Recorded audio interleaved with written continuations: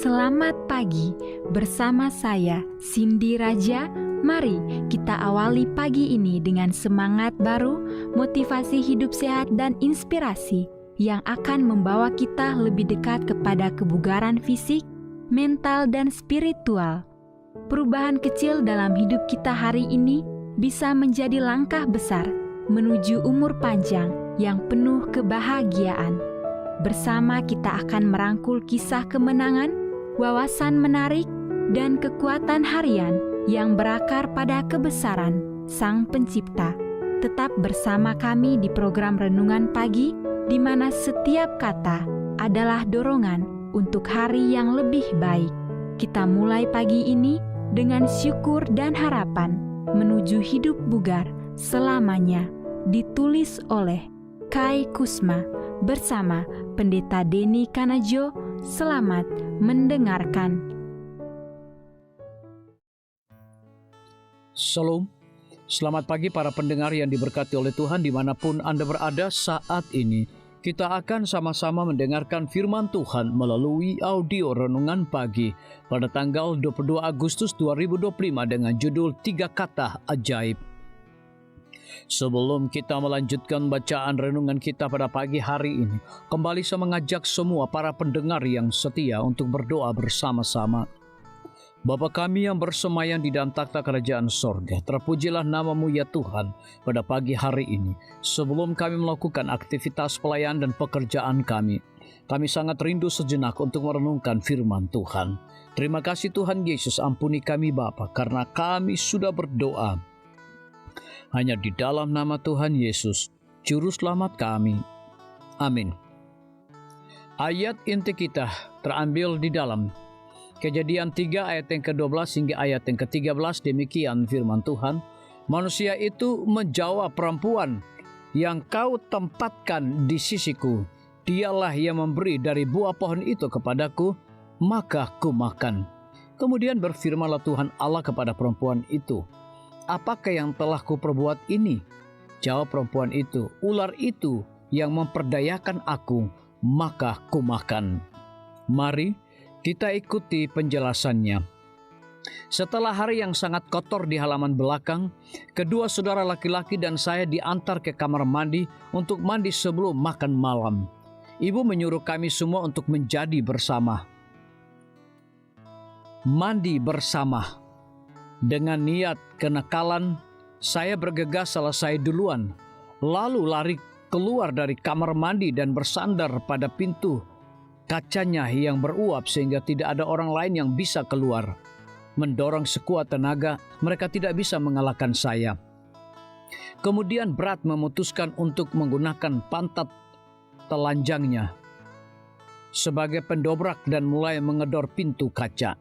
Saya tertawa histeris melihat strategi malang ini sampai pada pukulan pantatnya yang ketiga pintu kaca pecah, membuat ibu berlari ke kamar mandi. Untungnya tidak ada yang terluka, tetapi di sanalah kami berdiri dengan campuran keterkejutan, ketakutan, dan rasa bersalah di seluruh wajah kami. Ibu mengamati kerusakannya dan bertanya, siapa yang melakukan ini? Kami semua menyangkal tanggung jawab apapun. Saya tidak memecahkan pintu kacanya. Pantat Brad yang memecahkannya. Brad mengaku tidak bersalah, bersikeras bahwa pintu itu pecah hanya karena saya menutupnya. Tom kecil berkata bahwa dia hanya seorang pengamat. Saya yakin ada 3 kata ajaib yang mengantarkan hati dan setiap orang tua. Dan maksud saya itu bukan saya mencintaimu. Ungkapan yang menawan itu berada di posisi kedua setelah pengakuan yang jarang terdengar. Ini salah saya. Betapa indahnya melodi yang tercipta dari kata-kata itu di dalam rumah. Itu mengingatkan saya pada pemandangan menyedihkan di Taman Eden. Ketika Tuhan bertanya kepada anak-anaknya apa yang terjadi. Adam menyalahkan Hawa, Hawa menyalahkan ular, dan ular itu menyalahkan Tuhan. Menyalahkan orang lain dapat dianggap satu dosa sekunder, dosa yang langsung mengikuti dosa asli. Kesalahan dibuat, dosa dilakukan, dan kemudian tanpa pikir panjang dosa menumpuk di atas dosa lain dengan menyalahkan orang lain secara tidak benar, gantinya mengakui kesalahan kita. Hal yang menyedihkan adalah bahwa doa kedua ini mungkin lebih buruk daripada dosa pertama karena hal itu menyebabkan keterasingan, rasa sakit hati, ketidakpercayaan, dan rasa tidak aman. Ketika orang menyalahkan orang lain gantinya mengambil tanggung jawab atas tindakan mereka, lingkungan yang sama tidak aman tercipta. Anda tidak pernah tahu kapan Anda akan disalahkan atas kesalahan orang lain.